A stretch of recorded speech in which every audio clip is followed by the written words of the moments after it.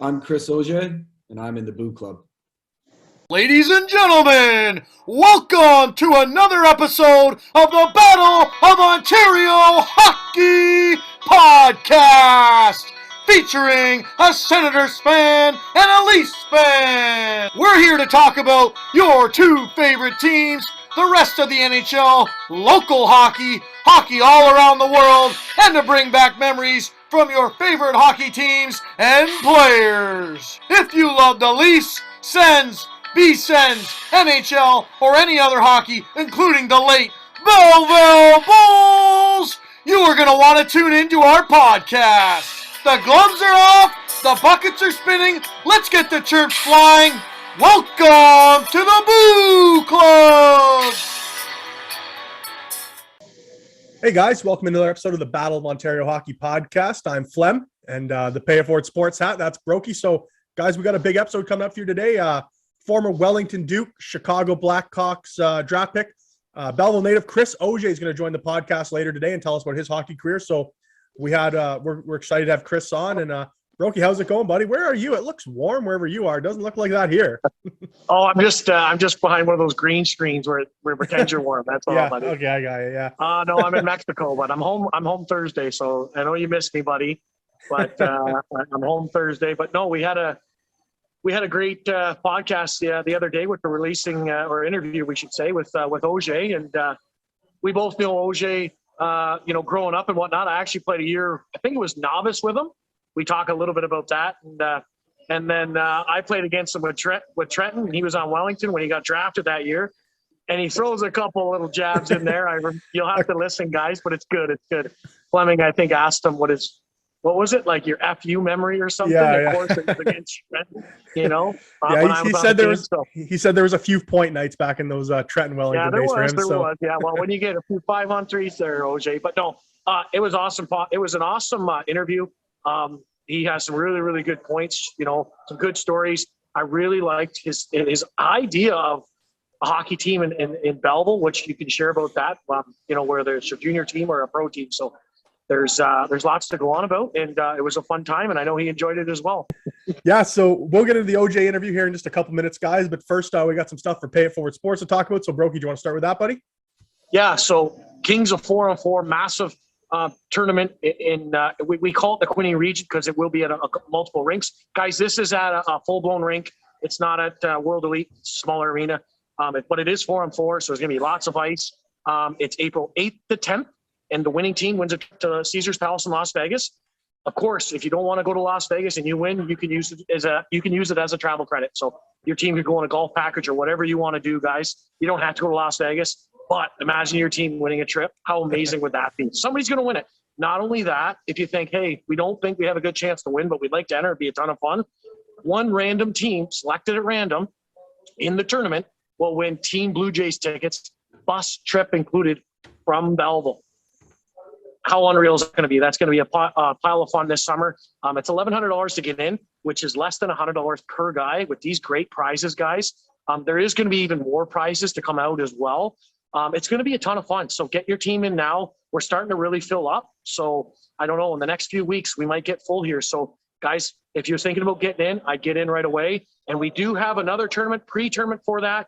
It's March 3-on-3, the 18th to the 19th. There's a rec division. The rec division is full. We are looking to get one, possibly two more teams in the competitive. And like I said, that's March 18th to 20th at World Elite. It's a 3-on-3 All-Star Championship. And the winning team for the competitive division wins free entry worth $1,100, guys, into the April tournament. So get into that if you still if you're still debating. Like I said, we only have one or two spots available in the competitive division. Rec's full, and so that tournament's almost full. And the Kings of 4-on-4 championships, April 8th to 10th, is starting to fill up, guys. So get your teams in. So it's going to be a ton of fun. We got a lot going on, Clem. Yeah, absolutely. So, and just a reminder to everyone, a part of the proceeds, everything Pay It Forward Sports does goes towards helping local kids get into sports who can't afford to play. Our spring and summer programs have been released, so we're taking applications until March 25th. So if you know anyone that, may not be able to play sports or, they're impacted by COVID, send them our way. We'll be happy to help. But you ready to jump into the OJ interview here, Brokey? Yeah, for sure. We'll just we'll start with our sponsor and we'll get into it. Yeah, for sure. So this episode is sponsored by Monument Geomatics. They're surveyors and engineers in the Quinte area. Great guys, part of the community. For more information on Monument Geomatics and what they do, visit monumentge.com. So we just want to thank them for their sponsorship of Pay It Forward Sports and BOOclub Sports. And guys, here we go. Our interview with Wellington Duke, Chicago Blackhawks prospect, 9-year pro hockey career, Chris Auger. All right, guys, this man played his minor hockey for the Belleville Bobcats and Quinte Red Devils. He went on to play 3 seasons for the Wellington Dukes, where in his third year he put up 92 points in 47 games and led the league in assists. After his incredible season, he was drafted in the 6th round of the NHL entry draft by the Chicago Blackhawks. He went on to get his college degree and played 4 seasons for UMass before enjoying a 9-year pro hockey career. Ladies and gentlemen, the man that led the 1996 novice AA Bobcats to a provincial championship from Belleville, Ontario, Chris Auger. How's it going, buddy? Oh, it's going well. Thanks for having me on, fellas. You're really digging down there for the, that medal. My parents just moved out of our childhood home, so they gave that to me. The little plaque with the half medal that we got for it, the gold medal. I didn't know they still kept that, but that's a long time ago. Yeah, Was someone put that on Facebook the other day, and that's where I found it from. Someone put that on your Facebook, I think, Brokey, wasn't it? No, I commented, but who posted that? It was on Facebook, yeah. Warner or someone? I don't know. Not Ben Schonk. Was Ben Schonk on the team? Was it him? Maybe. Might have been Ben Schonk. I don't know. Yeah, but you're right. I did see it pop up a few weeks ago too. Yeah. Oh, no, it was Jason Bonesteel. Okay, That's Yeah, it was 100% Bonnie. So Auger, before we get into anything about Big, I remember Hawk and I used to argue with this all the time in public school. Who was better on that team, you or Schonk? That age? Yeah. It was pretty good back then. Yeah, for sure. Yeah. No, I was a late developer. Like there was always better players on my team, I think, until I got to junior in AAA. There was Chambo, I had Ben Schonk. Like there was some, guys who grew faster than I did. And but yeah, definitely Ben back then. I couldn't keep up with him. Yeah, he was so fast. I remember playing with ball hockey with Ben back in the day, and he was so fast. He had like longer legs too, and he'd just go like the wind. Oh, you need to speed down there. Yeah, we did. We won a few of those all Ontario's ball hockeys on that team. Me and him together was fun to play with. But yeah, in house league and rec league in the summer, he was a pain. Yeah. And then it was actually, you and I played together. I don't know if you remember. I got a couple things, trivia questions from that year that are funny. So the one, I think it was either a year after you guys won or 2 years after. But anyways, it doesn't matter. Landon and half that team was still on it. Do you remember our slogan that year? We had T-shirts with a heart on the back. TEAM, team together, everyone achieves more. Yeah. I still have that shirt somewhere. Oh. Anyways, sorry about that. Some guy talking here. The other part I was going to ask was, do you remember what our theme song was that year? We kind of came out to it. No, you got me there. No clue. We would sing Barbie Girl. Remember that came out in like the 90s? And we would sing it on the way time. Are you sure that's true? Oh yeah, I remember that. I remember you would lead us out or somebody. I mean, it might have only been for a handful of games, but I remember when that first came out, we were only like 9 or 10 or something, right? So it's pretty funny, but I thought I had to bring up those memories just to see if you – and the slogan, I wasn't sure if you'd remember that, but you did. Oh, I remember that one. That's okay. We've had worse win songs on teams I played on. We were Miley Cyrus one year when I was in Fort Wayne. Miley Cyrus Party in the USA was our win song. So, I mean, I guess – I'm a Barbie girl probably suits those lines. Yeah, no doubt about it. No doubt about it. So, all right, Flem, what do you want to get into first, buddy? Yeah, so I just wanted to let's start off in Wellington. How did you end up landing in Wellington? Like, did you have any chances to go play in the OHL kind of thing, or going into tryouts before that, or did you just go straight to the Dukes? I didn't get drafted out of AAA, but I did go to the Bulls rookie camp, and the whole thing was, come play exhibition games. We don't know until you play exhibition games. And luckily, my parents and knew enough that if I went and did any sort of exhibition games, I'd lose my NCAA eligibility. But Wellington was kind of like, they owned my rights like they do to like all the players in Belleville, but I didn't think I was playing there. I had already made Trenton and already made Kingston. And then I committed to Kingston towards the end of the training camp period. I played with Kingston against Wellington, and then I played with Wellington against Kingston in back-to-backs. And then at the end of it all, Labby came in and said they were giving me one of their 15, 16-year-old cards, which I didn't think would happen. And that's pretty much it. And I was like, perfect. Done. So, yeah. So, yeah, I mean, you put up some big numbers in Wellington. Those anything kind of stands out for you, like any memories there? I remember was I guess family night at the Yardman. You kind of fed Dafo for his hat trick goal. Do you remember that night there? I do, and that was the same game. He dislocated his shoulder celebrating it, and he was out for pretty much the quarter of the season from that. I love the Duke Dome, man. That's what I remember. I like playing Trenton in the Duke Dome. There was nothing like that, or going to the dunk in Trenton. Those kind of stick out.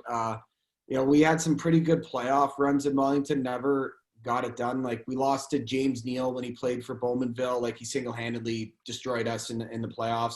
He was that good back then. But as for that, no, it's the old Duke Dome. I see the kids where they're playing in the new one now, and I've been out there and I've seen Smitty and the guys, and I chirped them. I'm like, you guys have no idea how lucky you are. Like, you should see the entrance to the old Duke Dome dressing room. It was like at the end of an old laneway, like 2 inches from the street. Like, you had to walk by Marty Abrams on the way. Like, there was no hiding from the coach on the way out. You'd be lucky if the shower worked in there. So, I do miss that. I think it was really fun being a part of that community. I think anyone who plays in Trenton, Belleville, Kingston to an extent at the time, you get that like family feel. Like they really take in all the players and their families and kind of treat them real well. So, that's a long time ago. I mean, but yeah, I do miss that. So do you remember who hit Dafo to separate his shoulder? We heard this story one time. He's on the podcast right now. It was his only hit in his four-year career. Were you on the team? It might have been the year before when Jake Gilmore just picked Chambo up and like threw him on the bench on family night and like told him to get off. That Chambo was skating around chirping. Were you on that team too? No, I wasn't. I played the year after. Talk about the scariest guy you've ever been on skates against. So intense. I remember him for the Bulls, just dummying guys, faces full of blood, everything. Oh God. Yeah. So did you actually hit him, Brokey, or was that just kind of I did throw it out there? Ask Dafo. That's ask him. No, I did get him good, but he got a hat trick that night. You guys won like 5-0 or something. So, I mean, you guys got the last laugh, right? But I will circle back. I'll circle back to the Wellington though. Even at like as you talked about like the rink and stuff, and even as I didn't play there, but playing for the away team, the atmosphere was intense, man. It was nuts. Like it felt like everybody was on the ice, right? Because the rink was so small, the arena was so small, and they just packed the place. And to get scored on in the first and the third period, and to have that whiskey corner, oh my God, that was loud. Yeah, they were obnoxious. I loved it. I think I loved that in that rink. Anytime you stepped over the blue line, wherever you shot from was a legitimate scoring chance. Like half boards, it wasn't that far from the net. Good chance to go in. So like really helped with like inflating, your points, the ability to get points. Also helped when Brokey and the Sting rolled into town because that was point night too. Sure. So have you ever played like a smaller arena than the old Duke Dome? Yeah, in Manchester in the UK. My home team there, we played in a rink probably a little bit smaller than that. It was all the rest of the teams in the league had an Olympic-sized sheet except for us. And you guys are smaller than the Duke Dome, eh? Yeah, it's called Planet Ice Ultrium. If you ever have a chance to Google it, it's literally you could take the rink apart and put it on a truck and move it. Like it was like a pop-up rink. That's awesome. I like that one. So let's go on to your third year here. So, man, you were on just on a tear on your third year, right? What we say, 92 points in 40 games. So kind of walk us through that year. Like you were just red hot. Did you start the year off hot? And what do you remember about that year?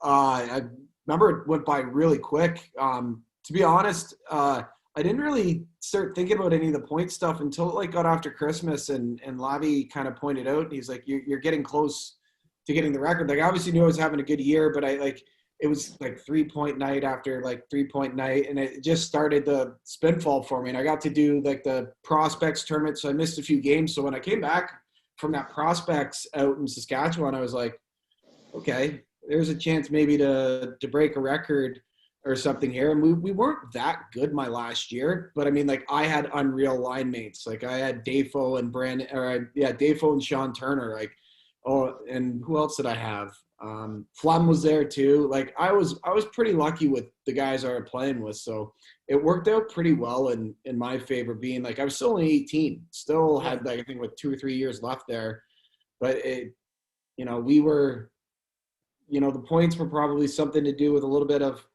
I was playing well, and there were some teams that in the league at the time, Coburg and other teams where every team was putting like a 6 or 7 spot up on them. So, a combination of all that. Yeah.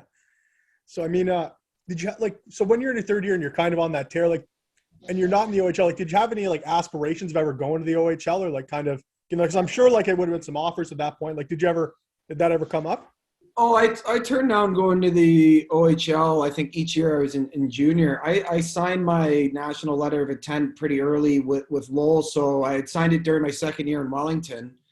So going into my third year in Wellington, I knew I had a scholarship. I knew that, I had, the next 4 years were going to be at D1. So it really just took all the weight off. After I got the scholarship, there was no consideration of going back to the OHL. At that time, I got a 4 for 4, and at that time, the OHL, because I was undrafted, was going to give me pennies for my school package, and it was like, why even bother? Do I want to play for the Bulls? Not really. Like I knew who George Burnett was. I'd been around him. I don't think it would have been fun for me. So I'm happy with the route I went. I never really look back and say, damn, I wish I played in the OHL. You're kind of one or the other, right? Yeah, for sure. So in your third, like, did you have an agent? Because did you know you were getting scouted by the NHL teams?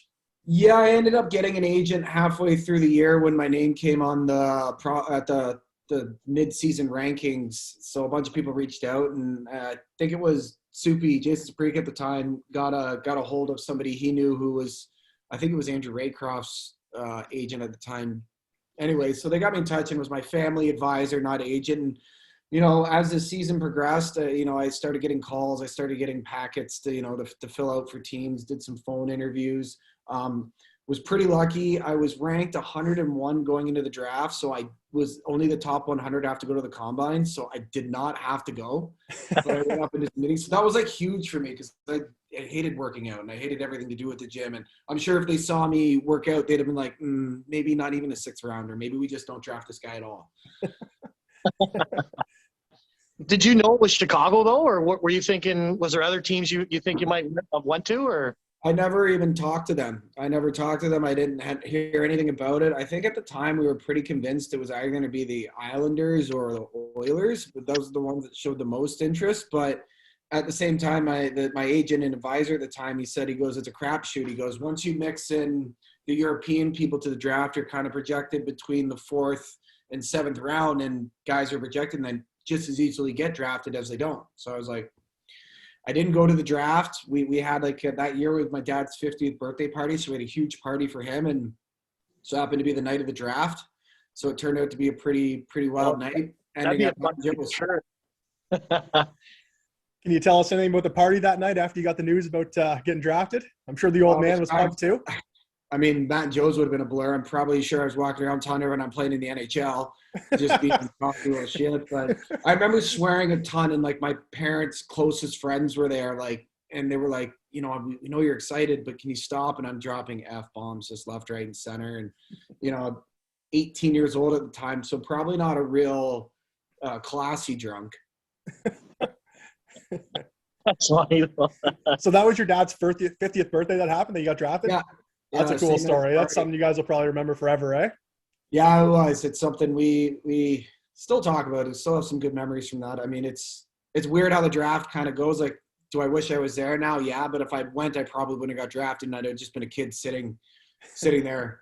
And so it was pretty tough, like, decision to not go or to go. I got one more question here. So as a Montreal Canadiens fan, was there ever did the Canadiens ever reach out, or has anybody thought, maybe I might get drafted by Montreal? I think the closest thing I'll ever have, well, I played in their farm system with Brampton. Mm-hmm. So I got to wear the crest on the side, but I think like the closest thing I'll come is the draft pick Chicago picked me with was a draft pick they acquired from Montreal. I don't know. So there's a couple unique ties there, but I thought it was pretty cool, even though it was the ECHL. I thought it was pretty cool that we had the logo on the jersey and we were part of that system, even though I didn't have a sniff to kind of go anywhere with it, but it was cool. Yeah, absolutely. Do you want Did to you get to bro? keep that jersey that you got? Yeah, I got it. You got it, yeah. She's hanging up in a frame, or is it? That one's not in a frame. I'm not even in my own office. It's the wife's. No, I don't have it. I have. I've got my senior year Lowell jersey in a frame. I've got my championship jersey from Fort Wayne in a frame. I got my last jersey I wore from Manchester in a frame, and I still got a frame. I'm forgetting. I got a frame of Duke's jersey if I can ever find my old Duke's jersey. And then I want to frame my Team Canada jersey that when I played for Team Canada, my last year in Wellington when we went over to Russia. I went over to Russia with Team Canada, so I want to get that jersey framed too. But it's so bloody expensive. Was that the year Marty? Did Marty coach that, or did he coach enough? Marty coached that one, and he coached a couple of years more when Canada hosted that tournament. Okay. Yeah, I thought so, yeah. So maybe we'll talk about him for a second. What was Marty Abrams like? Obviously, there's a lot of funny stories and crazy stories with him, but obviously he only coached you that year, right? Yeah. Yeah, so obviously you only had 1 year, but it was probably your most important year, or one of your most important years as far as developing, putting numbers up and getting drafted. So what was it like to have him on your side? Well, I mean, first of all, Marty treated me great. Like he knew how to push my buttons. He knew how to get the most out of me. To say it was like always a friendly relationship would be the farthest thing from the truth. Like the first night, opening night of the season, we got whomped at home like 6-0 from Port Hope. And I, walking out of the rink on the way through past the office, and him and I just in a fuck you match in the middle of the rink, just, how bad we were, what were we doing. And it, that happened again later in the year where I took, the famous, if you took a bad penalty with Marty, stood on the bench and pointed to the dressing room. He would do that to guys, and you would just go to the dressing room and he'd expect you to sit there, wait till the intermission. He'd come in, rip you in front of all the guys, and then make you go back out. So when he did it to me, I went into the dressing room, took all my shit off, and went up to the stands. And I think we ended up losing that game too, like in overtime, and it was against a bad team. So, we butted head as much as we saw eye to eye. Like we were both pretty driven in what we wanted to get out of it. I really enjoyed it. He only works for certain guys. I mean, I'm sure I know he's tapered off in the way he coaches now and obviously adjusted to the times. But back then, like I liked it. I had him. I had Neil Turner as a coach.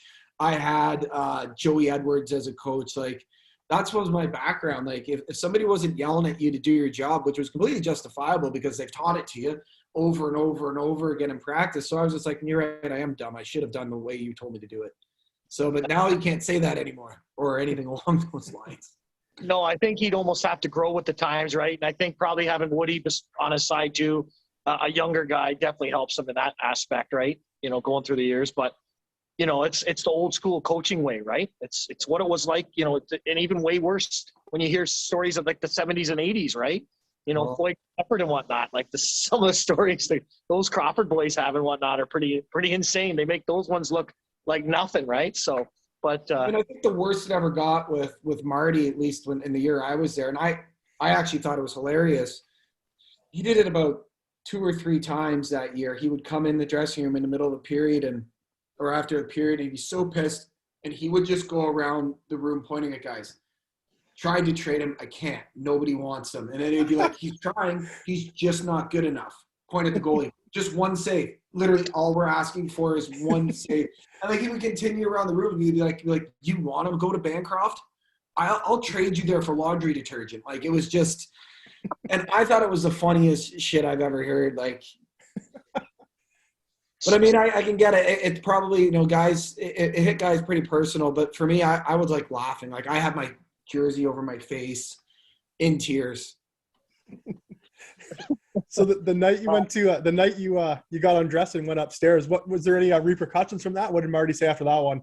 It was our team Christmas party and up afterwards. So he didn't say anything to me until I was in the wrong there. Like I got my ass chewed out the next day of practice. He pulled me in and just snapped. But in terms of like not playing a game, no, I don't think like we weren't that good of a team that year. Like we were second or third place, I think it was, but we were just kind of fumbling through the year. We didn't have a lot of guys, so I'm pretty sure I had him by the balls in terms of not playing me. Like, he wanted to win. I mean, I gave him a pretty good shot to win. So I it's all, along those lines. So special treatment. Especially when you're third in scoring out of 500 guys that year, because there was 32 teams, I think, back then, right? Something like that. Might even been more. So so I mean, I guess you have them when you're 92 points. But what was Chicago's camp like? Because what year would that have been? That would have been what? 08? 2009, 2010. Oh, okay. Wait. No, wait. Oh, now you got me thinking my math. I was done. Oh, I'm so bad. I think I graduated university in 2010, so it would have had to been 2005, 2006 draft year. Well, you got drafted in 2006. Yeah. So there. So Chicago, I mean, I got to do the rookie camps. It changed quite a bit each year because they were going through so many GMs, coaches at the time because they were figuring it out. Like, the first rookie camp I went to, I was way out of my element. I was we were doing 2-a-days. It was nonstop workouts, skating, skills coach. And the only skills coach I'd had to that point was going to the Ultimate Hockey School with Bolts. That was skill camp for us in this area. So next year, things kind of tapered off as new management came in. And by the end of it, we were just doing a practice and then a scrimmage. And it was kind of like a little bit of a vacation. It was nice. They introduced you to the whole staff, kind of media training, workout regimens, dietitians, sports psychologists as it kind of went along. So they did a pretty good job in terms of, well, I guess I shouldn't even say they did a pretty good job because all the shit that happened, right around that time, after I got drafted. But, I had a good experience, the little time I spent with them.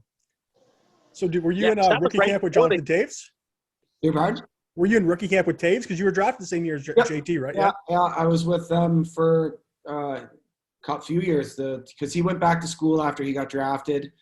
Then the next year, Kane was the early draft pick. Bufflin, Crawford, a lot of those young guys were still in development camp my first year. So it was pretty good, cool to see Cam Baker, Jack Skilly. There was a whole bunch of all the core of that team were coming up. They were already in Rockford in the AHL. So I don't know any of them, but I mean, they were all there and they're pretty good. Oh yeah. Did you ever see a guy bigger than Bufflin when you were out there in your whole hockey career, I guess? Guy I played with in Fife, Matt Nickerson, was about his size. You can Google him and Yablonski go crazy in an ECHL game and watch two of them beat up 7 guys on the ice.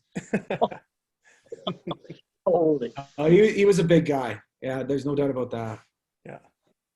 And then of course you went on to play university, 4 years there, and Carter Hutton was there, right? The Leafs just picked him up, did they not? Yeah, they did. That was my college roommate.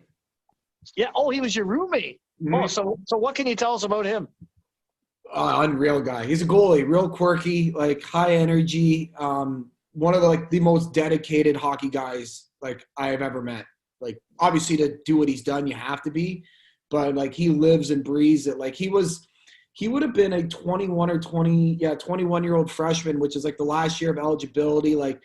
The way he got to where he is, a last minute, no scholarship walk on, then got a scholarship to the point where he was starter, signed in San Jose. He's a real good guy. I used to go out there in the summers. He had his fishing derby up north in Thunder Bay. We'd go out there and they're just salt of the earth people up there too. They're just hard working. So, I mean, I can't say enough good things. I hope, if he gets an opportunity to play with Toronto, it might be the only time I ever cheer for him. But I mean, if he's playing the way I've seen him play in the past, when he was in St. Louis and in Nashville, and I mean, look at the last 2 teams he's played for, Buffalo and Arizona, that have completely tanked for rebuilds. He's I guess he was a good pawn for them just to throw to the Wolves.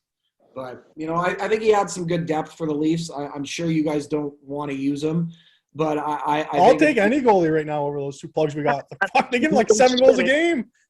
Campbell's not that bad this year. He's been having a solid year. Yeah, rough month though, eh? Is he going to win you guys a playoff series? Well, it depends What if are they you add gonna do 3 or 4 more defensemen first. Maybe he'll squeak by around, but we'll see. Oh, I'm they really put down on Belleville Leafs right now. It's been a ours. tough couple days. So what happened the other night, Flem? Yeah, I mean, OJ's a big Canadians fan, so it was at 5-0 at one point. Well, what were you seeing? Well, you know what was funny with that one for me is I jumped on this new gambling site a little while ago for the Super Bowl, and you got a $500 matching bonus. So I took all my 500. I just put it on a big parlay, and pretty much at the end of the night, I had the Leafs winning by just winning straight up, winning by a goal and a half, winning by 2.5 goals, and winning by 3.5 goals. I would have won $7,000. The kids go to bed right around 8 o'clock, so I tuned in 8 o'clock, and it's 3-0. I could have threw my phone through the fucking wall. I was so mad. Oh my God. And then I see you chirping on Facebook. I was so rattled. I was just firing off text after text to all my Leaf buddy friends. I was just like, Habs are back. I was like, look out, playoffs. 28 in a row wins here coming in. I think it's 4 in a row right now, though, isn't it? Yeah, that's a streak. Marty St. Louis, that's my guy. I always love watching him. And what's your thoughts on Montreal bringing him in? Obviously, he hasn't coached anywhere but his son's team, I think. So, kind of a ring. It's kind of refreshing. I love that they're just flipping the script upside down. I'm sure he's in there because he's not that far removed from the game. He probably still has a connection to most of the players. He knows what it takes to play in this day and age NHL, and I'm sure they brought him in for player evaluation mainly. But I like it. I think it's a cool. Let's see where he runs with it. I'm not like the rest of the Montreal media where they're getting ahead of themselves, saying, "Oh my God, where has this been?" Look at Cole Caulfield. Under him, I'm like, okay, yeah, he's done some good things. He's instilled some confidence. I want to see what he can do. I think it's nice for Montreal to buck the trend of, I hope they're going to commit to the rebuild and not a half rebuild again and then go out and try and sign a bunch of guys. So as a Montreal fan, I'm digging in for, I'm ready for the next 2, 3, 4 years to become competitive again. Yeah. Do you not kind of want to lose to get that first overall pick, though? You're kind of getting in dicey territory where you might pass the Tempe Coyotes, whatever they're called now. 5,000 seat arena playing at. Well, I'll tell you this much: if you're a single Arizona Coyotes player playing at ASU, you could be in worse places. That place is ridiculous. Hint, hint, nudge, nudge. I wonder where the party's at after, eh? Well, if they had a Division I hockey program when I was that age, that's where I would have wanted to go. Oh yeah, yeah. But I think every other kid too, right? Yeah. So then you went on and played 9 years pro. 5 years coast kind of thing, and 4 years over in England or London. Yeah, you got three overseas and 6 split around ECHL, Okay. CHL. Yeah, so around then. So yeah, started out actually when I graduated from university and I didn't sign in Chicago, I went to Worcester's camp, THL camp, thinking I had a good shot. When that didn't pan out, I actually just went home. I hung up the skates for a few months, and then I ended up getting a call from Mississippi in the CHL, and they're like, "You want to come out and play?" And I was like, "The CHL." I'm like, what is this? Where is this? Anyways, my dad was like, "You can't stay home. You're driving us nuts. You're 22. Go play. You can only do it." So kind of kickstarted. I went out there. My first year pro, I played defense the whole year because we didn't have enough money to bring in forwards, and I was low man on the pole. So I played defense. So the stat line for my first year pros is a defenseman. And then from there, I ended up in Fort Wayne, and I love Fort Wayne. That was a fun 3 years. Won a championship. We get 7,000-8,000 fans a game. The city just lives and breathes the hockey team, and was able to get an opportunity to go to Fife, Scotland. Who's over there? There's a young lad over here from here right there. Well, Murph's over there. Darcy Murphy is still over there. Yep. I mean, if you're not going to get to the AHL or be assistant, I would tell anyone to go over there. They paid for my MBA. I got my master's over there as part of my contract. The fans are crazy. They're wild. In the towns that the team's playing, they just live and breathe it. And it's, as Brokey would love, it's a jump off point to the rest of Europe. You 10 pounds and you're in Amsterdam, 20 pounds, you're in Tenerife. It was pretty awesome. If my body had held up, I would have loved to do a few more years over there, or at least gone over maybe even earlier. Yeah, we've had a few guys on that have played pro in Europe, and they all said the same thing. It was awesome, just the experience. And the fans are different than here. They're kind of more they're like soccer fans in a way, where they're chanting during the game, and after the game they all stay and do the star, first the star selection, and just it's a different atmosphere, right? And they all said they loved it because they could go anywhere, right? That's the thing. Europe's so small compared to Canada, right? And it's so much cheaper. Like for us to fly anywhere in Canada, it's like $300-400 on a cheap flight, right? So it's they all said they love the experience. Oh yeah, and the short seasons too, right? Like the less games for, like, if you were an ECHL, in between ECHL AHL player, like you were making good tax-free money for less games. They paid for your car, your living, your flights, like a 40-game season. Like it was a dream. I don't know why guys don't look into that earlier in their careers. I wish I did. But then you get a lot of the breaks over there too.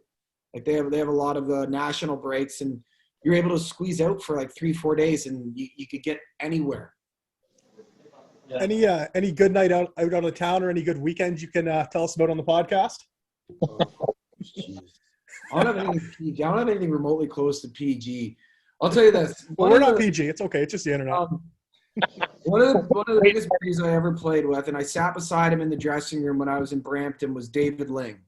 Okay, that guy was an absolute animal. We would sit. We were bunkmates too on the bus. He would sit across from me on the bunk, and that guy, when he got, we were downtown Indy, and this guy.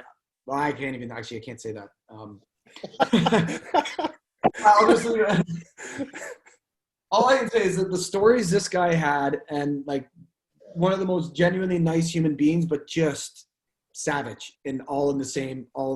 Where, like, I'm sure you guys have heard of, that guy's so well known in the minor hockey community, and I loved it. Every day I'd walk in, I'd have a new old joke for him, like catch the plague, or did you teach Boom Boom Jeffrey on the slap shot? Like, he was on my line when I was in Brampton. He was 41 years old, and I'd look at him, and here he is before a game. He's got his kid running around the dressing room, and this is a pro game, but because it was Linger, it was allowed. His kid's just wheeling around. He doesn't even put his equipment on until literally 3 minutes before we have to go out. He's just eating PB&Js, like just eating sandwiches, snacking. Didn't tape his own sticks. The trainers did it for him. Like, it's like he was just there for a beer league game. And he put up like 2 or 3 points. Oh my God, that's awesome. Did he play for the Frontenacs? I think he did, didn't he? His numbers in their Hall of Fame are retired there. Okay, yeah, I thought so. Like, I thought he played back in like the Dan Cleary days. Like, he's an older guy, much older than you. Yeah. Yeah, would have been like what, early 90s kind of thing for 90, I think 92 to 95 or 91 to 95 he was there. Yeah, I think Cleary played a couple of those years, so that's going back a long time. Yeah. What was it like, because you talked about Brampton, what was it like playing for Brampton in Canada?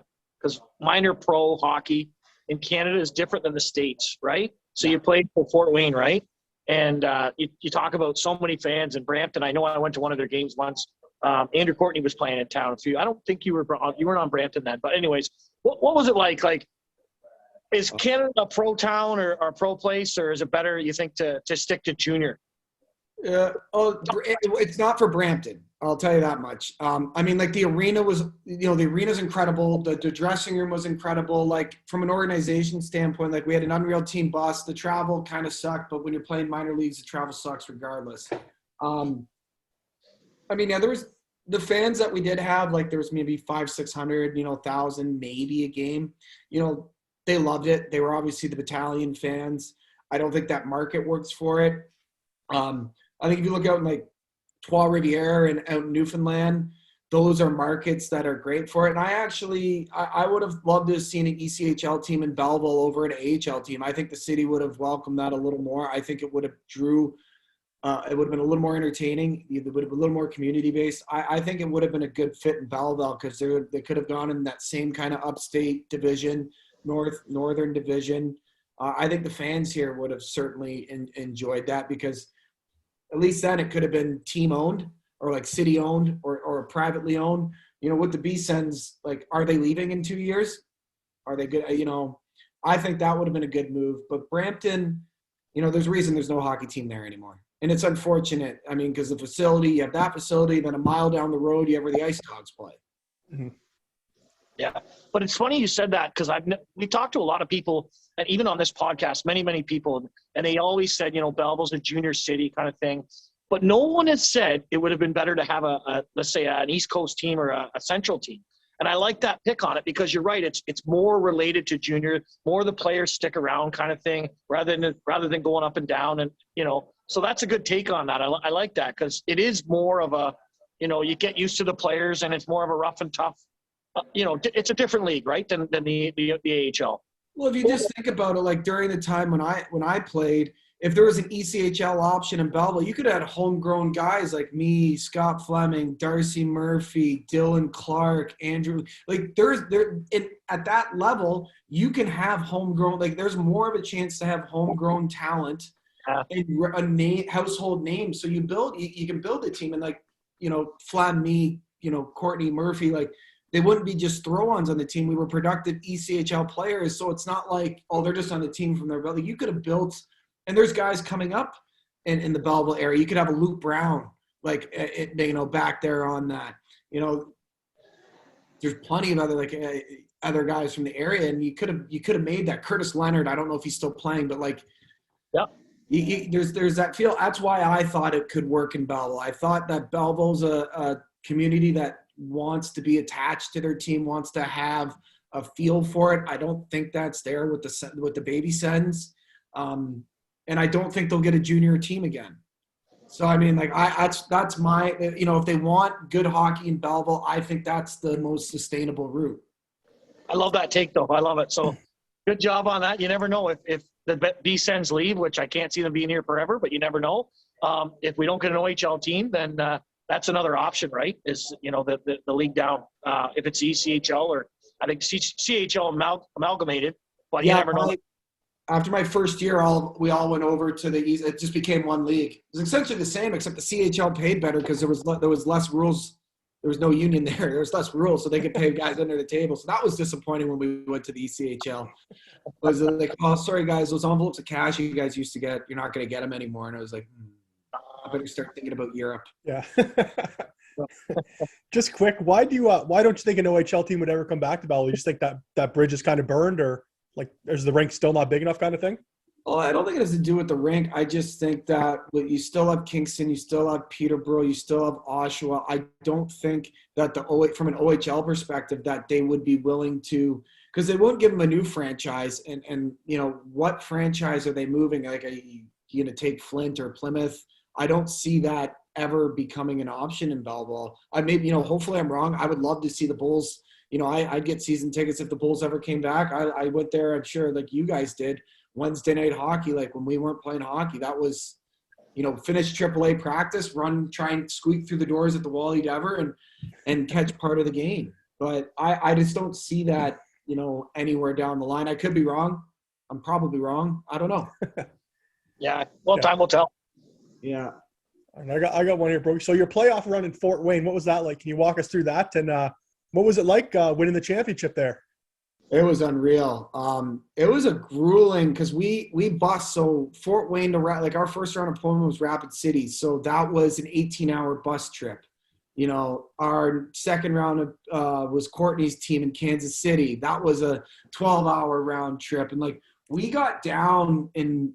Especially against Courtney's team, they beat us the first 2 games on our home ice, and we had to go there for the next 3. I thought we were playing well, but I was like, how do we just dug a hole? And like Kansas City, they got unreal fans. It was a tough barn to go into, but we had a real solid team. Like my line mate now is coaching in the AHL, Colin Chalk. He's the head coach for Bakersfield. Like he put us like in terms of mentally and what we need to do. He'd won already, I think, 4 or 5 championships. And he goes, I don't care how you feel. It's supposed to hurt. You're supposed to grind it out. You're supposed to win games. And we just our goalie kept making saves. We kept scoring, just oddball goals. And finally, we're back in the series of Kansas City. And then as soon as we got it home to Fort Wayne, we just, kind of put the steamroller on, and it was in front of 8,000 of our fans. Not going to win. Getting to the finals, We weren't even the favorites going into the finals, but we were playing so good down the stretch that we just steamrolled Wichita in 5 games. We went into their bar and won the first 2. They had to come back to us for 3. They had no shot. And then winning it on home ice in Fort Wayne was nuts. Like the people after the game, we were on the ice. It was like a Stanley Cup celebration, honestly. Like you see it on TV. We were on the ice partying, families. They had a section off in the corridors where we could go out and take the trophy and celebrate with the fans. Like they were rolling, the arena was rolling in beer. We pretty much had carte blanche to do whatever we wanted in the city. Like we had a bar that we always went to called Chevy's, and basically just do whatever you guys want. Like it was like that. We had, I think we had 3,000 or 4,000 people at our year-end party in the big conference area. Like it was full on. Like people were buying our jerseys for like $3-4 grand, like in the auction. Yeah, they did it big there. Winning there is pretty cool. The ring's pretty cool too. You get a ring? Yeah. And was there a parade at all or anything like that for the city, or was it just a party you're talking about? Part of their festival parade in the summer, like they did a float for us, but no, we did like year-end party. Like there's the Coliseum's attached to an enormous convention center. So they just did the enormous convention room, and it was the Comets champion celebration, basically where they charge you $20 to get in, $20 for not in. They just give me your money, come take a picture with the trophy. Oh, that's pretty cool though. Definitely a memory. It was a lot of fun. Forever, right? Yeah. That's where they got those envelopes of cash from then, eh? Well, yeah, they did. It came from somewhere. Yeah. Any big, because ECHL is kind of a tougher league, any big scraps or any line brawls from back in the day you remember? I think I was only in one ever line brawl against Kansas City or whatever they're called, the Mavericks. My first year. You can probably see it on YouTube too. It's on there. I don't do terrible. I'm not a fighter, so I mean, like I was never on in those situations. Nobody ever jumped me. I kind of toned it down. I think Brokey probably wouldn't know. Like I used to just chirp nonstop in Wellington. I'd never shut up. I'd get under people's skin. But in pro, I just kind of went about my business. I didn't say anything. I wasn't hated by anyone. I didn't really hate anyone. I think the only time I got a little bitter was in my older age, and if young guys would be running around, I'd be like, no, I'll honestly just cross-check you in the face if you try and fight me. I'll take the suspension. I don't care. And they'd be like, you just look him dead in the face, like he might actually do it. I don't know. One of the tricks David Lingy taught me, and this was when I'm Brampton here. So whenever I went into a scrum for my last 4 years, he told me to flip my stick around and have the paddle in my hand up here. So when I'm grabbing everyone, the end of my stick's just slapping people in the face. It was friggin' hilarious. Nobody wants to grab you. I like that one. No real crazy brawls. Like we were never involved in anything that made TSN. I think the only thing that I made TSN on is the year we made the playoffs in Brampton. We had just won the first round and we were bussing over to start our second round, and we were at the Niagara Crossing, and we just got through customs and we were pulling out to go over the bridge, and our bus broke down and we had to push our bus over, through to get get fixed. So that was embarrassing, but like we made TSN for it. That's a good Minor pro hockey at its finest, I guess, eh? Exactly. We went to the Hard Rock and spent the afternoon there. It's pretty fun. It's not bad. I'm gone. So just another off topic, but who would have you looked up to? Like who, coming as minor hockey, you're let's say 12, 13, they're now maybe playing junior or whatever like that. And to go on with that, might be the same person, I don't know, but who would be the best guy that you would have seen play or, play with from Belleville kind of thing throughout the years? I mean, you don't have to necessarily only play with them in the summer or whoever. I mean, I think I always, just because when I was at St. Teresa's, I always thought it was pretty cool what Brad Richardson was doing. Like, even though I wasn't going to go to the O, but like, it was always such a buzz when he'd be coming with Owen Sound to play. At the end of the year, he'd come and he'd be back at school, and then I'd get to skate with him in the summer. And it was like being a young guy skating with those older guys, like you're shaking not to mess up a pass. He was someone that, I wanted to hopefully emulate. I thought there were similarities at that time between our games. But I looked up to what he did because we worked out together. Like his work ethic was like unbelievable. Like he was an animal.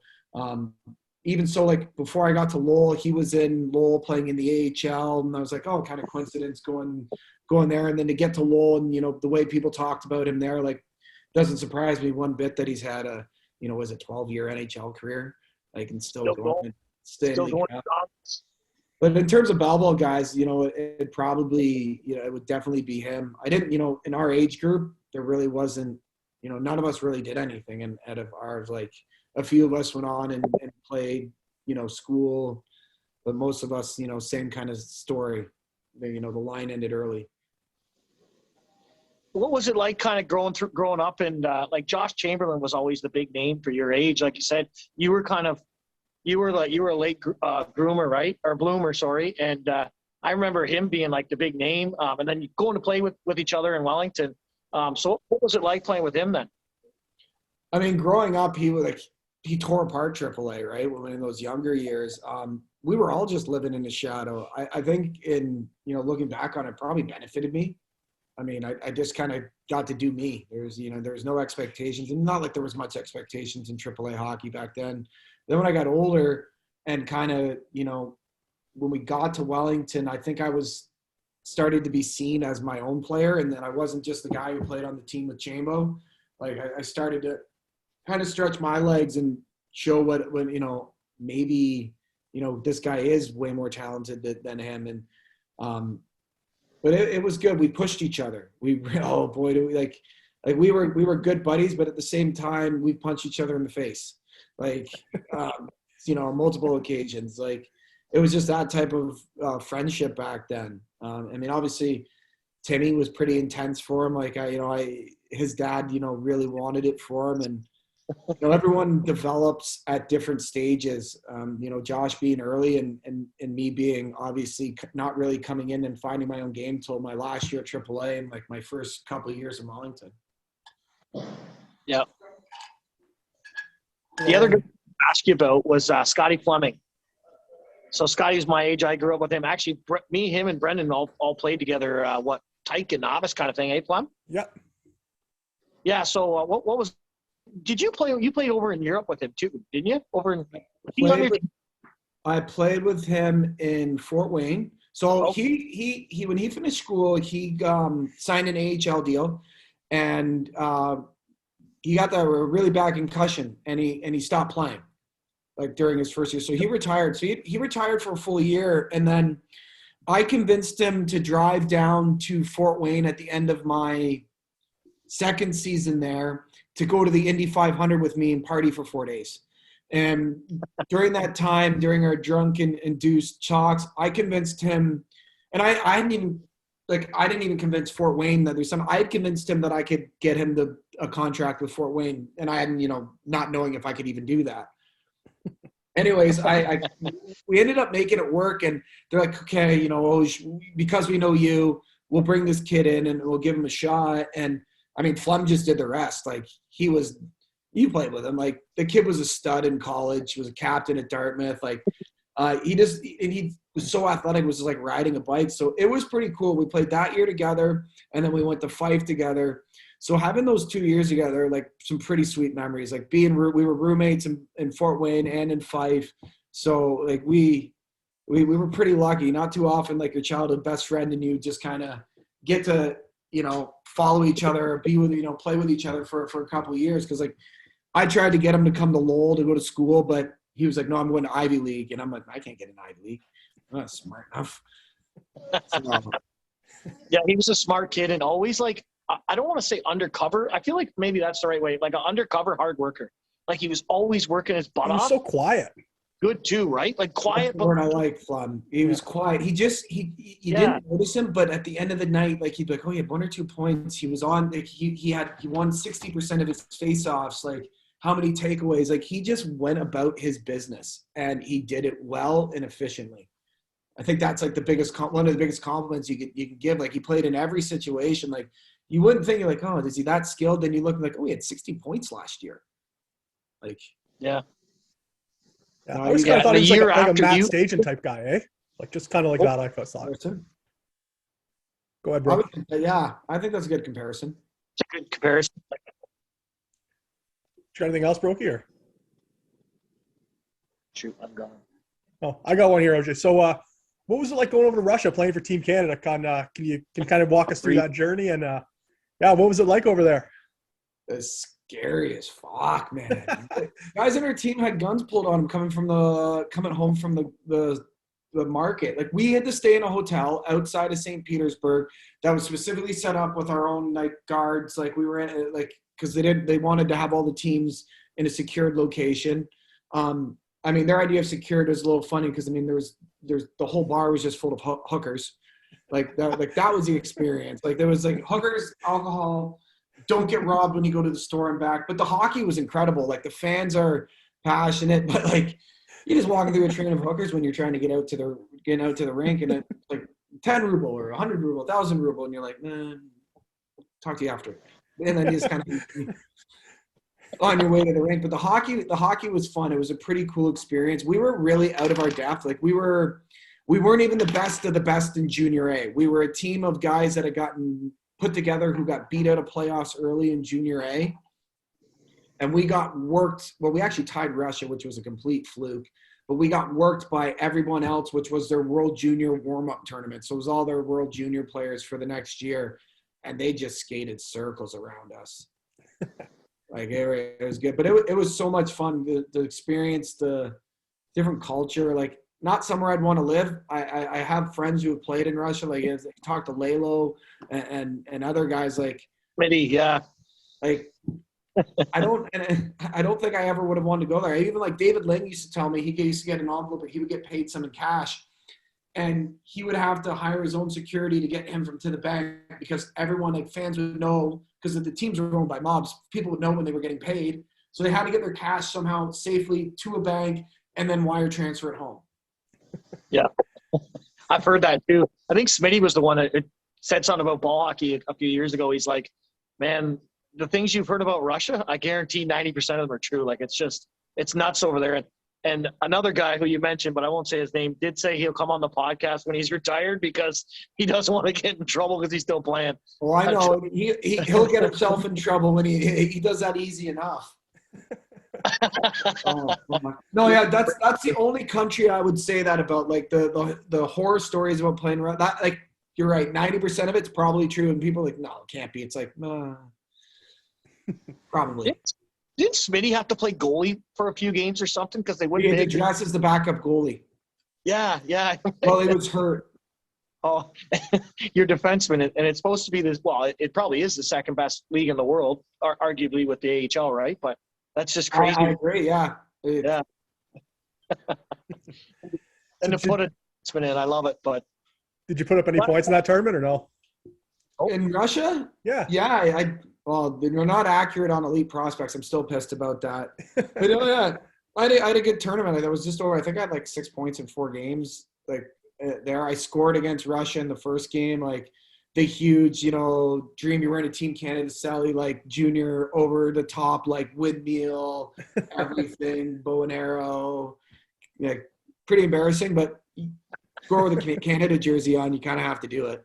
Yeah, for sure. Did your parents get to come down and see that tournament?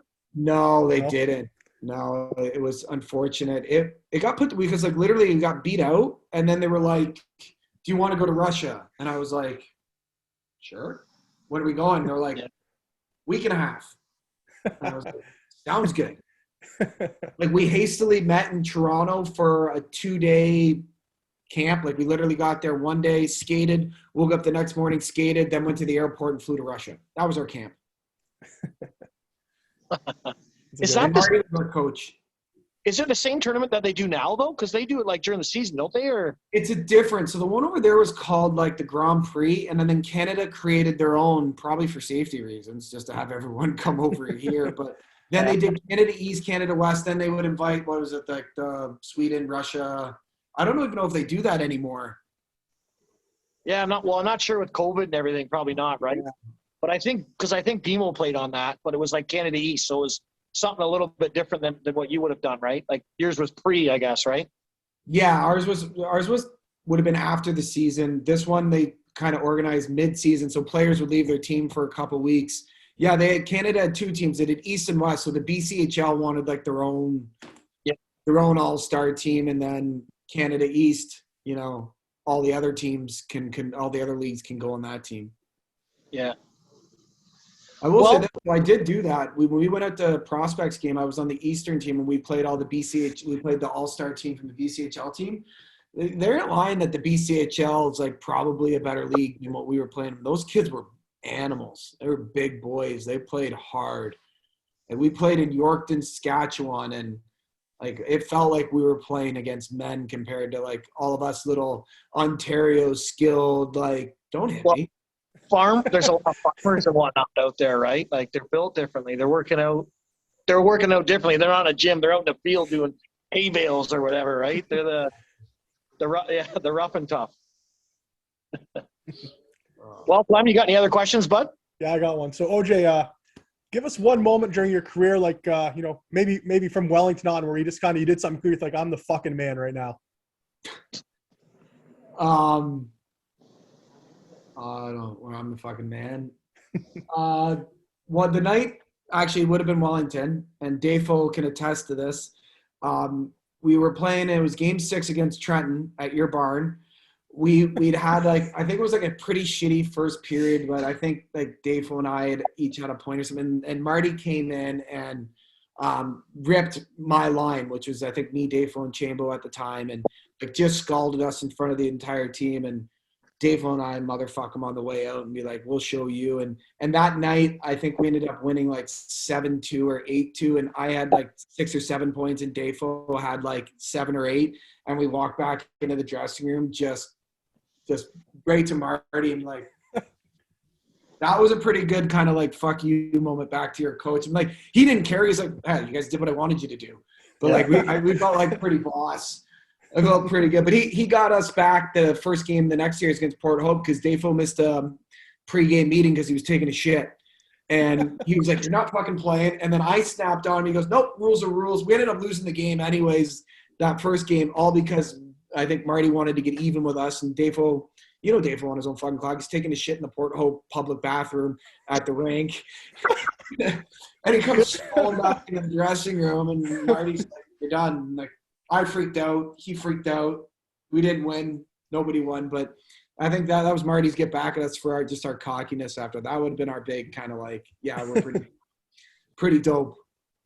That Trenton game, though, I'm pretty sure it was Tori Fisher, who was our captain then, went to do like a hip check to you or something and put you guys in a 5-on-3. And I think you might have had a couple of those that game, and it was over. It was over after that. Yeah, I do remember that. Yeah, we probably a few power play goals for sure. If we were getting points, like if we get points like that, you got to be on the power play.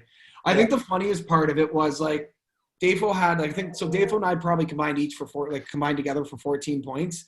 Chambo was on our line, and I think he had like 1 assist. Yeah, I think he only skated away that game with like 1 point. And like at the end of the game, we're like, how the fuck did you only get like 1 or 2 points? Oh my, that's too funny. New line mate going to the next series. Oh, fuck. I mean, but it is funny. Like it would suck to be that. Like I've been on a game where like my line mates have gone 3-3, and you're sitting there and you're like, fuck, I got 1 assist all game. Like, wait, give me the puck. Let me touch this thing. I'll give it back to you. I got one more here, Brogy. So Chris, any guys from your pro career that you remember just kind of being as good guys and that you're still buddies with now? I had a lot of close buddies. One ex-Bull, like Luke Pither, Tim Billingsley, like guys I lived with and played with in Brampton, still really close with. Brandon Marino, I mean, if you look at the ECHL, he has some of the best points per game there. He was my line mate in Fort Wayne, close with him at his wedding. I could keep going a list, still close with a few of the guys from school, still talk to Hutton and Ben Holmstrom and a few of the other guys that I played with.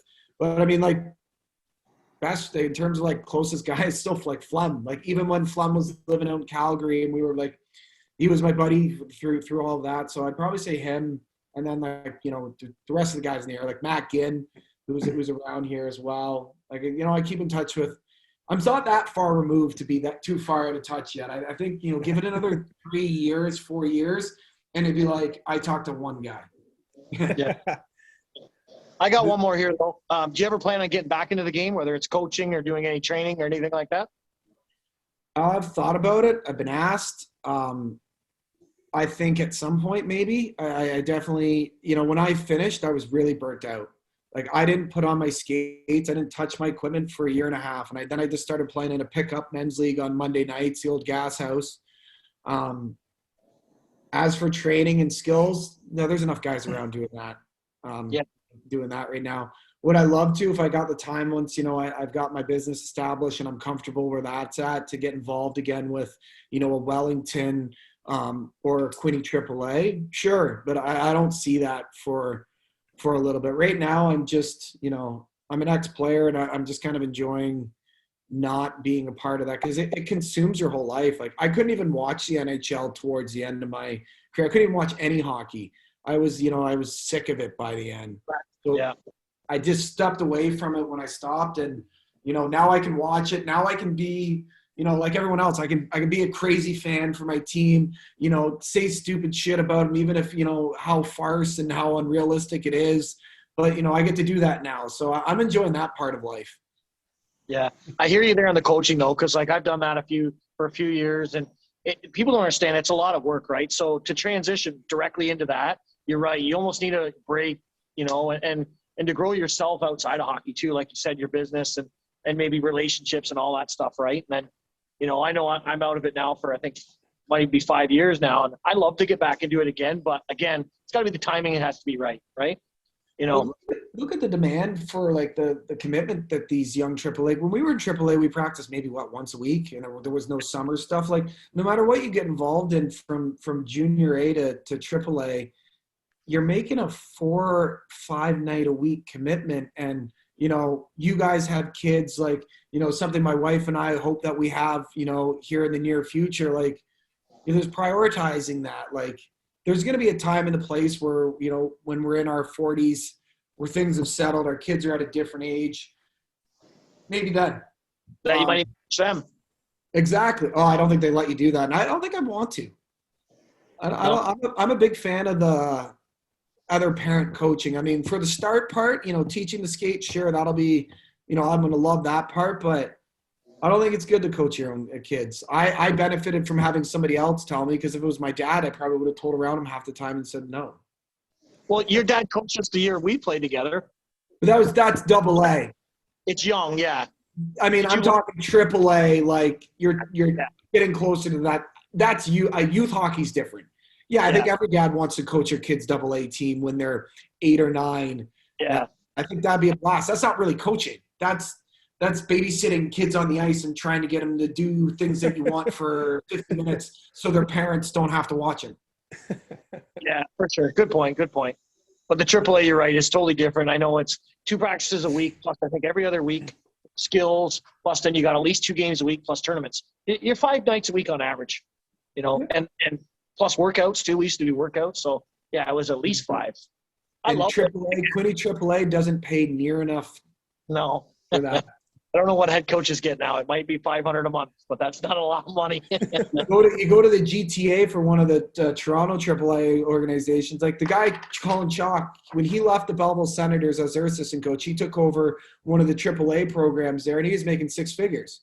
And then he left from there. Like that's different. Give me, if you want somebody serious, you got to pay serious money. And in this area, I think we're fortunate. There's always a good group of ex-players that are willing to, filter in and out and coach these AAA teams, because they're not going to attract really top talent or completely committed without money. And that's really the way the world works. Like, it's sadly to say, you still needed compensation for that. Yeah. I don't even know if it would be so hard to coach one of those teams from Toronto, though. The pressure of those parents, because they're all freaking like millionaires, and I've had a couple buddies that have coached it. They're just, the stress levels through the roof compared to even like coaching, let's say Wellington, right? Because you got the parents on your case where, junior hockey, you might have a couple of gut parents, but most of it's just the kids you're dealing with, right? Or the teenagers. So it's I hear you about the parents. Like, when we played in Brampton, because we had there was 4 pads at the rink in the morning before we even practiced in Brampton. Chalk would be out doing individual skill sessions with just random high schools, like these millionaires kids that would pull them out of school to come to the rink in the morning. Like, that was their life. Like, can you imagine, like, Oh, no, son, you're not going to go to school this morning till about 11. You got to go. You got private lessons for you, which is $400 an hour. You got to work out after. Like, that's how much it cost. Like, when we did it in Toronto, when I worked for Colin Chalk and it was Hockey House, it was like $400 an hour. That's how much you charge the kids. Insane. But they'll pay it. And they were nice. Want their son going to the NHL. That's their goal, right? So, I mean, that's a big investment. One of the best memories I always liked, though, was when we're like, because Quinte were known as, like, I don't want to say farm boys because we're not farm boys, but you know what I mean? The country. And we would go and play Richmond Hill or York Simcoe. They were good at my age. And you'd beat them and they'd show up with their Hummers and everything else, right? And, I always loved that because it was like we're beating like exactly the kids you just explained, right? Or their parents, these millionaires. So I always liked that was always a big thing, Richmond Hill and York Simcoe. I liked beating Markham and York Simcoe. Markham was all those prissy boys. I hated everything. They'd float around. I'd get my mommy's Benz and go home and hear our AAA team rolling up in a fleet of Ford Windstars. Just all of us in our parents' minivans. And they get, they got the cooler in the middle. I don't think that's, crack open a few on their way home. Can't do that anymore. But like that's my memories of, our pools, like the parents who weren't driving, it was a party. That's why we had those safaris and minivans pulling up to those rich kid rinks. Oh yeah. You got anything else, buddy? No, so I can remember the beer bottles in the middle of the vans coming back too. But one more from me, OJ. So, how proud of your career? I mean, you kind of started out, a kid just playing in Belleville. You got to go all over the world, won a championship in the ECHL. When you look back now that you're removed from it, how do you feel about it? I loved every second of it. I'm really proud, and I tell this. I think you get more perspective when you get away from it. And I've told guys who I played with and they were still playing, and they were wondering if they should still play, or guys that are coming out of university and wondering if it's worth doing it. For me, I never thought I'd do the ECHL. I was like, I'm above this. I respected and I loved every minute of it. The opportunity it gave me, it's not big money, but I was able to save a lot of money during that time, able to set myself up financially after. The experience, the friendships you kind of make, along the way. I would recommend it to anyone. I look at the Luke Browns and, Jacob Panetta's, like guys that have, just recently graduated, good hockey players. Don't get me wrong. Like the difference between an ECHL, the high-end ECHL player and, getting to that next step is like, we're not talking much anymore. So I think, I definitely look back. I'm proud of what I've accomplished. I think it's pretty cool to get drafted to the NHL, to have a scholarship. Like these are all things I'll look back on and fondly remember. So I like that question. I've talked about it, I think, a lot recently, just in terms of reviewing kind of like the past and providing some kind of content or context to how you felt back then. Because when you're living in it, like my last year, you wouldn't have known that because I hated being at the rink. I hated, my body. I'd had 3 shoulder surgeries on this one, 3 on this one. I had reconstructive knee surgery. Like I was tired. And then it took getting away from it. And then you're like, that was just like one tiny piece of that whole entire puzzle, like dating back. And like here I can barely remember some of the things from my earlier on years. That's how long I got to do it. 9 years is no joke in the minors. It's a grind. You have to work for it. And I'm pretty happy with what I did. And, regardless of, the notoriety of the leagues I played in, I loved it. And I would give my son the same advice if he wanted to do it. It would encourage him to. I love that answer because you're telling people that, hey, it's not just about making the NHL. Like, yeah, sure, that's a great goal, and all the kids that play hockey want to do that. But there's more experiences and there's more things that you can accomplish outside of that if you don't make the NHL, right? And you just named it. Like you played 9 years pro, and you even got to save a little bit of money, and the friendships you've already talked about, and again the stories and the memories you have. So I mean, if you're somebody that's coming out of college or maybe doesn't even go to college, you're coming out of junior and might make that jump, why not, right? Especially when you're in your 20s. I mean, what do you got to lose, right? You have the rest of your life to go and work, and if you have that opportunity, go do it. Well, I mean, if you're 25 or under, which most kids are when they come out of university, go. I mean, if you even thought about going for a second, you should go and try, because you'll regret it, and you'll regret it big time. Because listen, like, yeah, real world comes fast. We all have jobs. Whether or not people enjoy them or they don't enjoy them, but it's a means to an end. Like the real work day to day is a means to end. That's play. Like going out and hockey, that, yes, you get paid for it. Yes, there's responsibilities in terms of fitness, honoring your contract, performing, but it's fun. It's a different experience than real life. And, I think people need to experience a bit more before they kind of buckle down and get into a job, because now being in that end of the business, like when we look to hire and we look to bring in young people, you want somebody who's now completely dedicated and focused to that chapter of their lives. So I think you have to burn out, whether it's traveling, if it's not hockey, whether you want to travel the world, whether you want to study abroad, like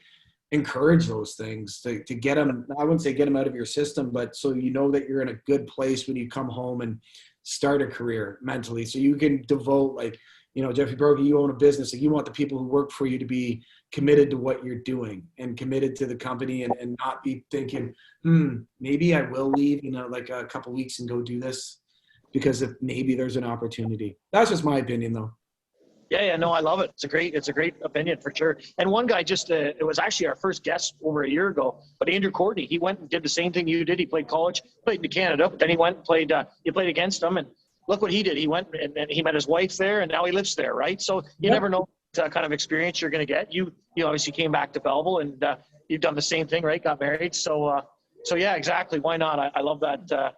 I love that, example. Just go out, and if you think about it, you're close, just do it. At least try it. So, I mean, failing sucks, but we've all been cut from a team. I've been traded. Like, it's not going to kill you. Like going out and putting yourself out there, it was, it's more for you. If you don't make it, at least you can look yourself in the mirror. Like, did I want? Like, I can still look myself in the mirror and say, hey, listen. Every time I went to an AHL camp, AHL, like I really, really wanted it. It didn't work out, but didn't deter me when I go down. It's like, okay, I tried.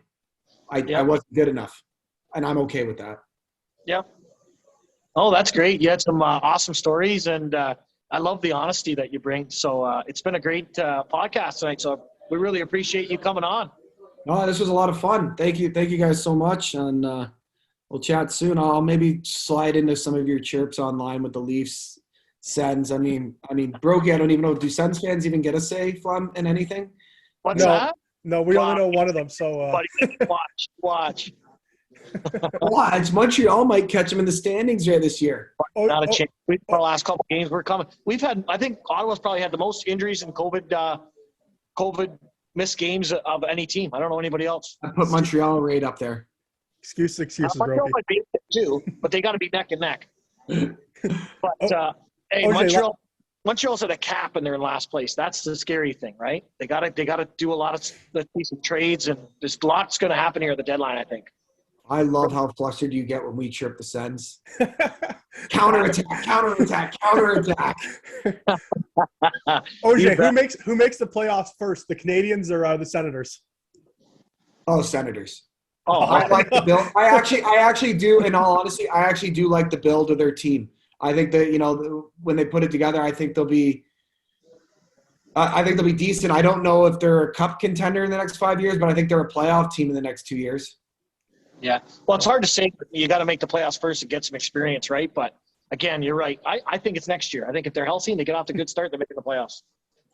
I could see flip. I could see Ottawa getting in, and I'm going to be honest. I'm not convinced on the core of Toronto. This fucking podcast is over. We're fucking cutting it off right now. I'm dead serious. This is just this isn't as not liking the Leafs. I genuinely worry about the makeup. Like I don't know if I like the makeup of that team. I don't know. And Matthew's contract's up after the end of next year, isn't it? Or how many years he got left, Flem? 2 more years after this one. Okay, so he'll be back in Tempe, Arizona. Tempe, playing in front of 4,500. Find his new university girlfriend. Yeah, I'll be okay there. Yeah. No. Don't have a problem. Yeah. Well, that was lots of fun, buddy. We appreciate you coming on. So anything else, Brokey? Are you good, bud? Oh, good. It was awesome. Thanks a lot for coming on. It was a fun time, and good to hear all your memories and everything. I appreciate it, guys. You guys have a good night, eh? Yeah, you too. You too, buddy. Definitely see you around.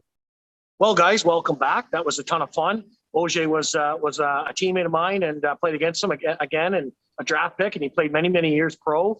And I think he has a great experience as far as guys that maybe aren't good enough to make the NHL, whether they give up or they keep playing and try and play some pro hockey. And I know that that's definitely a topic. And I think he said it best, is if you can play, go and enjoy it. It's not you don't have to go and get a job at the age of 23 or whatever when you're done in university or college. If you have the opportunity to go play some minor pro, go do it, because you meet a lot of friends. You create friendships and you learn lessons. And, he won a championship down there in front of, what do you say, 7,000 or 8,000 people. Yeah. That's almost double what they get at the Yardman now. So, that's a ton of fun, guys. So I agreed with him on that. So that was awesome. Just one thing I didn't agree with OJ on, Brokey, is his valuation of the Leafs. I think he's fucking batshit crazy on that one, but it's for another day. Another topic for another day. Yeah, for sure. Well, there is a couple things I want to get into, but before we do that, guys, we released last week our bus trip with Live for Daily Travel and BOOclub Sports. We're going to be going to the Toronto Maple Leafs at the Ottawa Senators game on April 16th. It's already starting to fill up, guys. There is limited space. We have different prices for different sections. So we have upper thirds in the middle. That's your cheapest price. They're $210 per ticket. That's where the price start. That includes your tax, your bus, and your ticket. So everything's included with that. Plus, we're going to have some fun on the bus, maybe some prizes and to go along with that. And then it's $245 for lower third level. Everything, again, is included. And I think it's $320, Flem. Am I right with that? $310, buddy, I think. $310 or $320. We'll check in with that, guys, for the first level, for first level seats. So that's again, it's going to be an awesome trip, guys. We will post, check our Facebook for the tickets. If you want to get a hold of us and you're listening, send us a message on Facebook, but it is going to be a ton of fun. And like we say, we've already sold, I think, 20 tickets in the last 3 or 4 days. So they're going to sell fast. And so get on the bus trip. And if it sells out in enough time, maybe we'll get another bus, fun? Yeah, absolutely. So you were correct. It was 320, Brokey. But for anyone who wants to see the best team in the NHL, high flying, 10 goal a game Toronto Maple Leafs, come take a bus trip with us, and we're going to see the Leafs just spank the Senators that night, April 16th, Brokey. I think we're going to put a big bet down that night, buddy. I'll say Leafs win by at least 3 goals that night. I'll put some money down on that with you. Okay, so I'll bet you $100 right up that Leafs don't win by 2. So is 2 a push? That's yes. 2 can be the push. Deal. 2's the push, $100. Okay, so that's nailed in. So for all of our followers. And but what happened last night with the Leafs game? Like, you're talking about, they scored 10 goals, but didn't they allow like 7 goals? Allegedly, yes, maybe. Allegedly. So they didn't all go in, I guess. Yeah, well, I don't know. Maybe. Hey, they don't ask how, Brokey, just how many. Another win in the win column. I won't lie. I was fucking rattled last night watching that game. I was just a roller coaster emotion. Well, it got to 8-7 at one point, right? Yeah, it was 7-2. I actually saw the 7th goal, and I was like, "Oh my god, this could be like 9-8 Detroit." But then Toronto went and scored a couple right after. So, yeah, no, I was spinning. I just think that proves what I've been saying for the last 3 or 4 weeks is that the Leafs definitely need to look at their goaltending options. And I've been saying they need 2 defensemen. I would double that. I think they need at least 4 fucking defensemen to make a run right now. So we'll see how the trade deadline shakes out, Brokey. But they definitely need some more D. There's no question. But what if they throw Carter Hunt in there? You never know. Yeah. Chris Auger, a roommate and teammate, I think for 4 years, he said. So hey, in university in the States. So he was well known for him. He said he's a great guy. Give him a shot. You never know. Well, maybe he's the Andrew Hammond, the Hamburglar of 2015, right? And what a cool story that is, because the Hamburglar's coming back. You see them throwing hamburgers on the ice at him last night during the Montreal-Ottawa game. So that's a cool story, actually, because remember, he was red hot back in the day. Like, what did he win? Like 12 games in a row at one point? Like, I think it was like 20 out of 24 or something insane like that for them to make the playoffs. I know I'd already wrote their season off. And actually, funny, towards the end of it, I was actually away then in Costa Rica. And I remember watching, like, what is going on here? Like, they couldn't lose, right? So it was a ton of fun. And then, again, his career kind of plummeted a bit, I guess, the last few years. But it's good for him to come back. But having said that, what's with Montreal? Have they not won like 5 games in a row? Yeah, they're 5 games in a row now. Like, without Carey Price, without Shea Weber. Like, I think you might have to pay Dave Amy that $100, buddy. So you need to win that Senators bet with me. maybe I'll double down on Davey. We'll see what he says. But Marty St. Louis, my favorite player growing up, probably when he was playing, is now the coach. He's obviously put a spark in the fire, right? Like, it's going. He's got them flying. So good on them. And it's fun to watch. I don't like to see teams plummet. Kind of like your favorite team there, is it the Tempe Coyotes. The Tempe Coyotes, that's what we call them now. Tempe Coyotes, where they just We'll trademark that, Gary Bettman. So before you do. Yeah. So, but at least Montreal's trying to win, and I don't know. It's going to still be interesting. Obviously, they're gonna have some tough stretches down. They're gonna have some tough times down the stretch. They're still going to lose a few games here and there. I don't expect them to climb too high. I really don't. But good on them to battle out and to not give up. So I do appreciate that. It's good to see a team have some success in a season that isn't successful. If that makes any sense. I've kind of been kicking myself. There was this bet after the All-Star break, and it was like the odds were like relatively decent. It was, will Montreal win 2 games in a row this year? Because they hadn't won 2 games in a row before the All-Star break. Because I think they only won like 6 or 7 games. And I put $100 down on it. It was like minus 145. So you don't win very much. But I mean, I'm kind of kicking myself now that I didn't put a little more on that one because 5 games in a row, like they had to have got that 2 in a row. Yeah. Yeah, you got to think one of these times they're going to win 2 in a row. So, yeah. Yeah, but especially if they get the guy, you never know because at that time you never knew if guys were coming back. I still don't know myself, but that's a good bet. I don't know why you didn't tell me that. I wouldn't mind jumping on that. Maybe next time, buddy. Don't hide all your money to yourself. I can't hold your hand through everything. Talk about that on maybe if you talk about that on BOOclub Sports, our winners or our followers and our listeners can make some money too, buddy. Yeah, for sure. So I probably should have gave that one away. Don't like to give all my hot tips away, bud, but I probably should have passed that one along. But I never like to be supporting the Canadians. You know what I mean? So that's it for today, guys. Thanks for tuning in this episode. We just want to thank again our sponsors, Monument Geomatic. Visit them at monumentg.ca or .com, and of course Chris Auger for coming on and joining the show with us. It was great. We had lots of fun. Bro, you got anything else for us, buddy? 3 things. March 18th to 20th, we're looking at 1 to 2 teams in competitive division. Get in, guys. It's going to be a ton of fun. There's going to be an awesome time. Rapid fire, free pizza, beer, you name it. And then April, the Kings of 4-4, April 8th to 10th. It's going to be a blast. Winning team was a trip to Las Vegas, or they can use it as a travel credit. Get in, guys. It's starting to fill up. And the third thing is Toronto Maple Leafs versus Ottawa Senators, April 16th. Tickets, bus trip. It's going to be awesome, featuring BOOclub Sports, Live 4 Day Travel. We're going to have a ton of fun. And tickets are starting to fly through the roof. So get into these events, guys. We're getting life back to normal. It seems like things are really opening up. I don't think there's going to be any vax passports. So it's nice to see that we're starting to get over the hump. And let's start enjoying life, guys. I know I am, and I know Fleming's good. Absolutely, for sure. So, Brokey, I just got one more question for you, bud. Are you in? The BOOclub.